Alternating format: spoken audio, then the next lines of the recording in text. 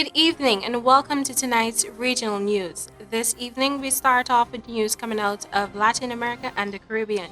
Since 1975, adult obesity in Latin America and the Caribbean region has tripled, while 1 in 4 are going hungry, according to figures published by the United Nations yesterday. And the Food and Agriculture Organization of the United Nations, the Pan American Health Organization, World Health Organization, the United Nations Children's Fund and the World Food Program have called for countries in the region to develop urgent actions to address the increase in malnutrition. The report Panorama of Food and Nutritional Security 2019 highlights the need to promote healthier food environments through taxes and incentives that favor healthy food, social protection systems, school feeding programs, and the regulation of food advertising and marketing. According to the report, the most significant increase in adult obesity in the region was observed in the Caribbean, where the percentage quadrupled, rising from 6% in 1975 to 25%, an increase in absolute terms from 760,000 to 6.6 million people.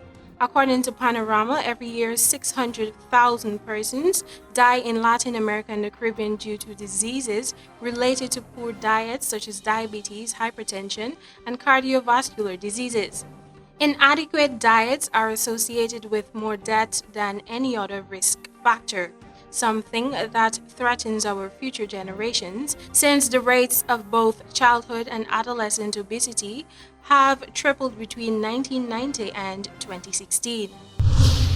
Over to Barbados. The Ministry of Education in Barbados is looking to introducing handheld scanners and random spot checks at a secondary school where a 16-year-old student was stabbed to death by a 15-year-old on the compound last week, and other schools could be in line for those measures. The disclosure was made by Minister of Education Shantia Bradshaw during a press conference at the Erdiston Teachers Training College, where teachers from the Frederick Smith Secondary School received counseling throughout the day. The Education Minister indicated that the handheld scanners could be introduced at other schools which have been experiencing challenges with deviant behaviors. She said the boards of management as well as the principals of these schools were reviewing the issue to determine if the scanners would be required. However, Bradshaw cautioned that it was not a case of one fits all. She also warned parents that their failure to work with the ministry and schools was not in the best interest of their children and stressed that cooperation from all stakeholders was needed to arrest violence. And now for our final story coming out of the Cayman Islands.